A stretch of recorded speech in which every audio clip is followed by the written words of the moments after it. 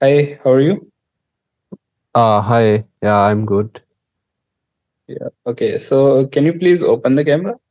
Yeah, sure. 1 second. Mm. Yeah, so am I visible? Yeah. So, could you please introduce yourself? Yeah, sure. So my name is I'm doing BTech Mhm. from Computer Science and Engineering. I have been into coding for a few years now, started back in college time. I mainly focused on Java, but I have also played around with web technologies like HTML, CSS, and JavaScript. I like making things Mhm. work and solving problems with code. I'm not like a super expert or anything, but I enjoy learning new things and just getting better at whole programming thing. And it's pretty cool to see something we have coded work. So that's all about me. Okay. So, can you please describe your projects? Yeah, sure. So my first project was inventory management system for a local store. I built it using Java.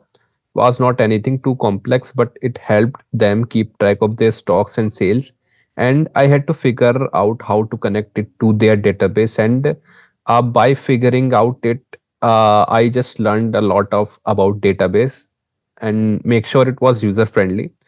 Then second project was a web-based to-do list. I used HTML, CSS, and a bit of JavaScript for it. It's a simple application where we can add tasks, mark them done, and delete them. It's a basic, but it was really fun to build, and it works pretty well. Mhm. Okay.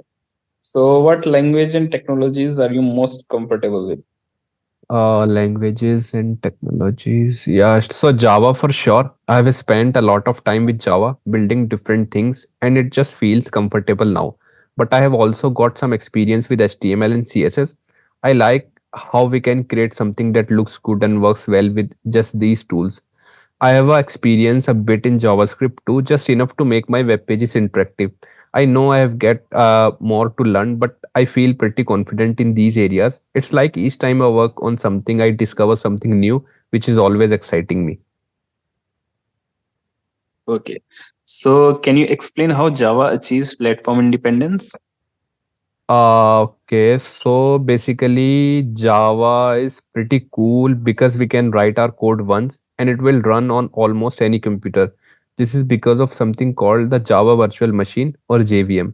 When we write Java code, it's not like it directly runs on our computer first. It gets turned into the special format called bytecode. Then the JVM on any computer can understand these bytecode, so it doesn't matter if we are using a Windows PC, Mac, or something else. If it's got a Mhm. JVM, it can run on our Java program. That's what they mean by platform independence. It's pretty handy because we don't have to rewrite our code for different types of computer. And through this, we can say Java is a platform independent language. Okay. So, what's the difference between a hash set and tree set in Java? Okay, so Hashset and TreeSet are both used to store things in Java, but they do it differently. Hashset is like really fast. When we use it, we want to add items, check if something is there, or remove items quickly, but it doesn't keep our stuff in any order. TreeSet sort all the items we put in. So if we need our items sorted, TreeSet is what we should use, but it's not as fast as Hashset. It's like choosing between speed and order. If you don't care about order, go with headset. If Mhm. you need things sorted, then yeah, tree set should be our priority. Okay. So, can you explain bubble sort algorithm? Yeah, sure. So basically, bubble sort, it's like the simple way of sorting things in a list. We go through the list and keep swapping things that are in the wrong order. So we keep doing this, going through the list, swapping stuff until everything's sorted. It's not the quickest way to sort a list, but it's easy to understand. In Java, we should write a couple of loops to do this. The outer loop goes through the list and the inner loop does the comparing and swapping of item. It's like a good starting point of learning sorting algorithm. So yeah, that's all about bubble sort algorithm. Okay. Okay. So, what are the main difference between get and post method in HTTP? Okay, so in HTTP, get and post are ways. A browser can ask for stuff from a server or send stuff to it. Get is what when we use get is what we use when we just want to get information. Like when we click on a link or type a URL in our browser, it's like saying, hey server, give me the page or this picture. But the post is different. We use post when we want to send information to the server, like filling out a form on a website. It's more like, hey server, here's some information. Please do something with it. One big thing is that we can see the data in the URL, but with post we can't. So post is better for sensitive stuff. So yeah, that's all about the differences between get and post methods in Okay. HTTP. Okay. Yeah. So, can you explain how cookies work in web browsers? Yeah, sure. So, Mhm. when we visit a website, it can send a small piece of data to a browser, which is called a cookie. Our browser stores it, and then every time we go back to that website, a browser sends the cookie back to the website. This is how website remember things about we like if we are logged in or what our preferences are. It's kind of like when we go to the coffee shop and the barista remembers our usual orders. That's what cookies do. But for websites, they can be handy. But sometimes people worry about privacy with cookies because they keep track of what we do on the site. So yeah. Okay. Okay. So, can you explain what REST is? Yeah. So REST stands for representational state transfer.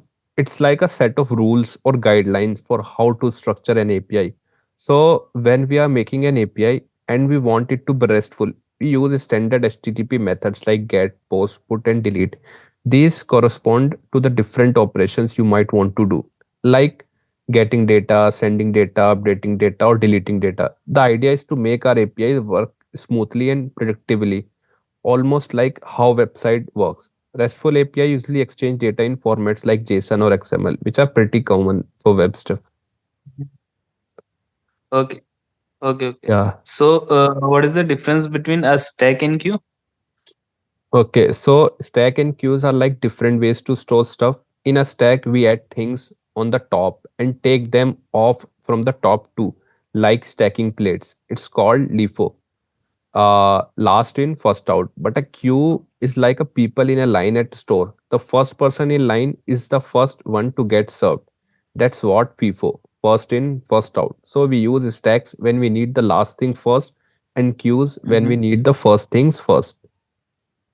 Okay. Okay. So, Yeah. can you give an example of where a linked list is more efficient than an array? Yes, I can give. So linked list and array store items, but they do it differently. Like if we are adding and removing a lot of items, a linked list is better. That's because it's easier to add or remove stuff since we are just changing links. In an array, we might have to move all the other items to fill in gaps or make space, which can be slow. So for stuff like playlist, we are adding and removing songs all the time. A linked list would be more efficient than an array. So yeah, this playlist would be the example where linked list is more efficient than array. Okay. Okay. So, can you tell me what a graph data structure is? Yeah, sure. So basically, graph is a way to represent connections. Imagine a bunch of Mm-hmm. dots connected by lines. It's used to show how things are related, like how cities are connected by roads or how friends are connected on social media. Graphs can be used to solve problems like finding the shortest path, sorry, from one point to another or finding the most connected node. They are really useful for stuff that involves connections and relationships. Okay. Okay. Okay. So, please explain the concept of polymorphism with an example. Okay, so polymorphism in programming is like when we can treat objects of different classes in a similar way. Say we have a bunch of different shapes like circles, squares, triangles. They all are different, but they all are shapes. If we have a function that can work with any shape, that's a polymorphism. We can give it any shape or it just works. Maybe it calculates the area or something it needs because we can write code that's more flexible and can work with different types of objects. So yeah, that's all Okay. about. Yeah. Okay. So what is encapsulations and why is it important? Encapsulation is like wrapping up data and the code that works with it together in one package like a capsule. It's important because it keeps the data safe from outside interference and misuse.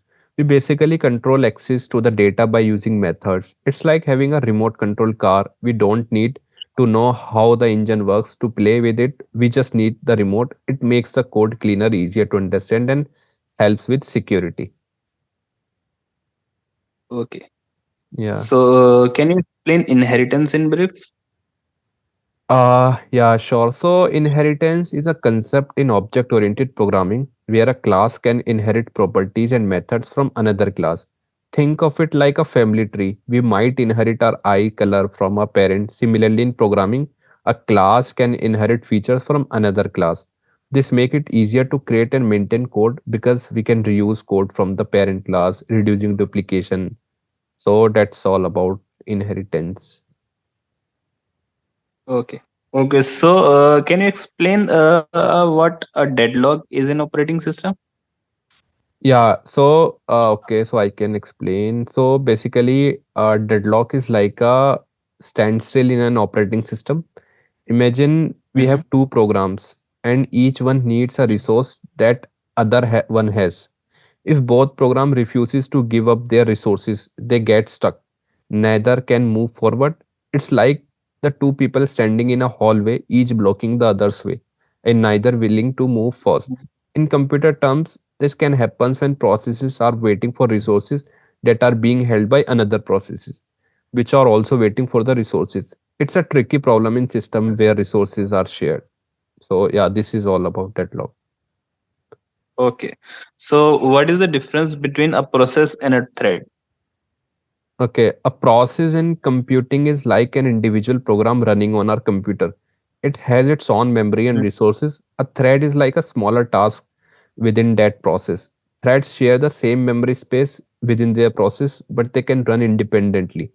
It's like if a process is a factory, then threads are their workers in the factory. Each worker does a part of the job, but they all are contribute to overall work of the factory.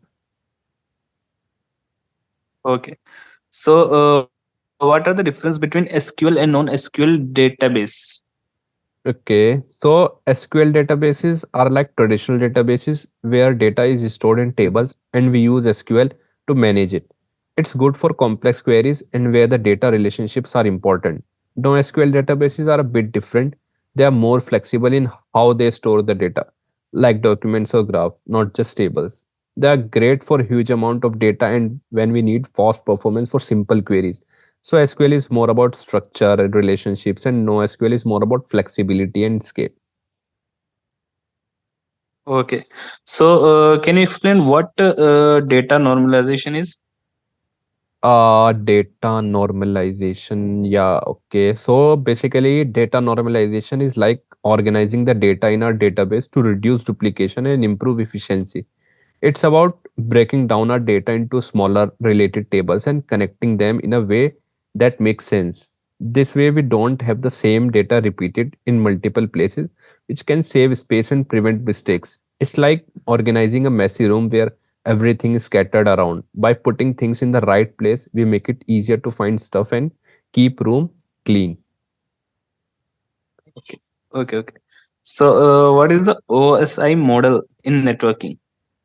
Okay, so the OSI model is like a guidebook for how data travels over a network. It stands for Open System Interconnection and it's a model with 7 layers. Hmm? Each layer has a specific function in the process of sending data from one computer to another. It starts with the physical layer Mhm. like cable and stuff and goes up to the application layer, which is what we interact with. It's helpful because it breaks down the network communication into two parts so it's easier to understand and troubleshoot. So yeah, that's all about OSI model. Okay. So what is the could you explain what DHCP is and why it is used in network? Yeah, so basically DHCP stands for Dynamic Host Configuration Protocol. It's like a system that automatically gives out IP addresses to devices on a network. When we connect our computer to a network, DHCP assign it an IP address so it can communicate with other devices. It's important because it makes managing a network much easier. We don't have to manually assign IP addresses to each device. DHCP take care of it. It's like when we go to the hotel and they automatically assign us a room. DHCP does that, but for the device on a network. Okay. So, can you describe a challenging situation you faced in a project? Yeah, actually, there was one time we had a big project and I was in charge of a crucial part, but then I ran into a bug I just couldn't fix. Was super frustrating. I spent days on it, trying everything I knew. It felt like hitting a wall, but then I asked for a help from a teammate, and you know what? Together we figured it out. It taught me a lot about not being afraid to ask for help when we are stuck. It was tough, but a good learning experience. Okay. Okay. Yeah. So, can you give an example of how you work effectively in a team? Effectively, okay, sure. So, in one of our projects, we were in a team of four, and we had to build the application. I was kind of new to some of the stuff we were using, but everyone had different skills, and we worked together really well. Like, I was good with the coding part, and someone else was great with design. We would have these regular meetings to update each other and help out if someone was stuck. It was cool how we all brought different things to the table and made something really good together. So yeah, this is, I believe, how we once worked effectively in a team. Okay. So, moving to the last questions. Have you ever had a disagreement with a team member in a project? Yeah, I think that once that happened. So there was one time when we working on a feature, and I had a different idea about how to do it compared to another team member. We both felt Mhm. pretty strongly about our approaches, but then we just decided to sit down and talk it out. We looked at the pros and cons of each method, and eventually we found a compromise that actually worked better than what either of us had originally planned. It was a bit tough at first, but in the end, it worked out well. It showed me how disagreements can actually lead to a better solutions if we handle them the right way. So yeah, this is one kind of thing that happened with us. Okay. Okay. Okay.